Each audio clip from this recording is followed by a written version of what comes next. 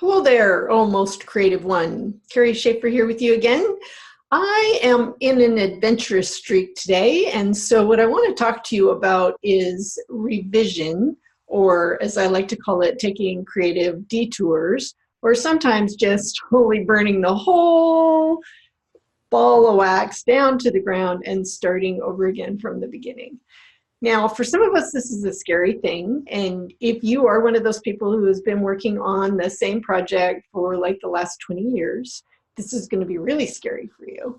Some of us do this all the time, and maybe we need to stop throwing things away and not dive into the recreating things quite as often. But it's important to be able to stop and to look at things from a different perspective. And sometimes that means like literally tearing it all apart and starting over. I wrote last year, it was a journaling exercise. I was doing a class with the lovely and very talented and wise Jill Badonsky, my Kaizen Muse creativity coach teacher.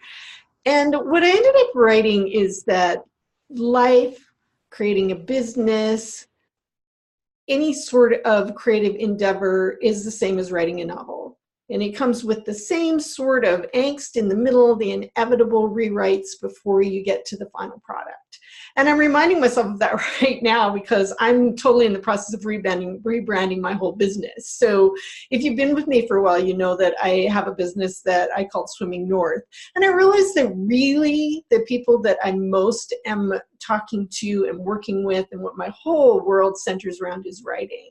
So I've rebranded all of that to a business called Right at the Edge, which really is kind of where I live, balanced between these insane, crazy goals that I'm trying to reach and really finding health on the other side of mind, body, and spirit and taking care of my well-being. And that's what I try to do for my clients and the people that work with me as well.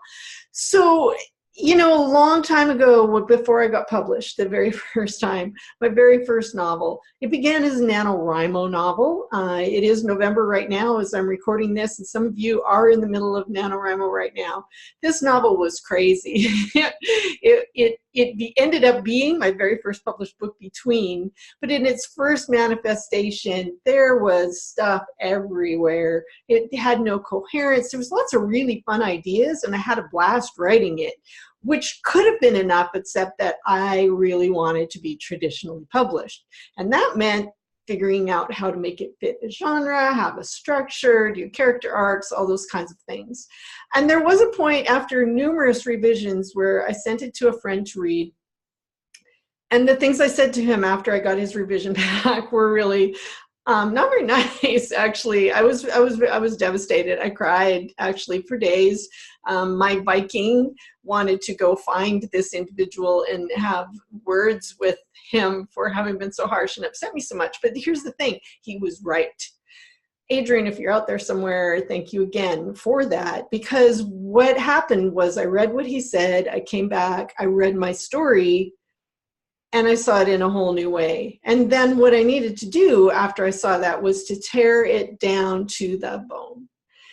The current surviving novel, Between, which actually got published shortly thereafter, is a completely different book. The only things that really remain the same are the original premise, the names of most of the characters. I had to kill one of them off, which was really difficult because I had based this character on somebody that I actually know and like.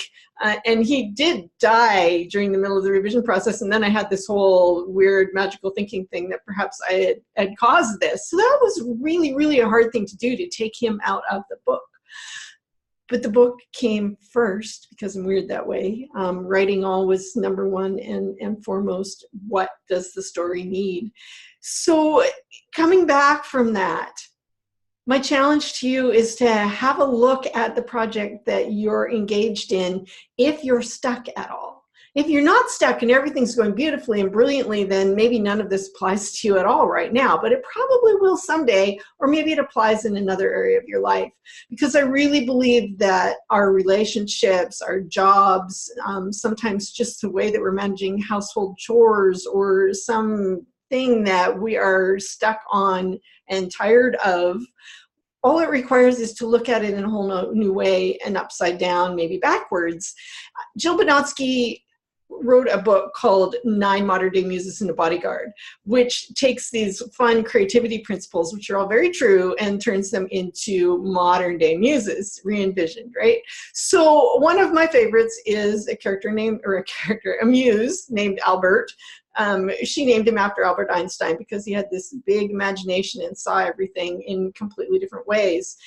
I like that idea of that muse, and I like the idea of really looking at things from a lot of different angles. One of my very favorite things to do as a child was to walk around. My brother and I would play this game. We would take a mirror and hold it flat right here so that you could see the mirror and you could see the reflection of whatever was in the ceiling, and then we would walk around like that. And it was very bizarre because you felt like you were walking in a completely other world, magical, fun for a magical child, right? I adored that game, and I've done that recently a time or two as a way just to free up my thinking.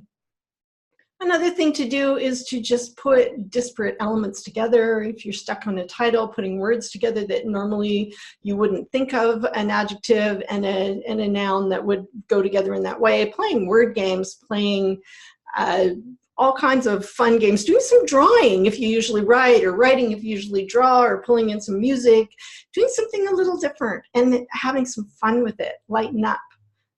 Sometimes just renaming your project something different and going into it as, okay, I'm just going to play.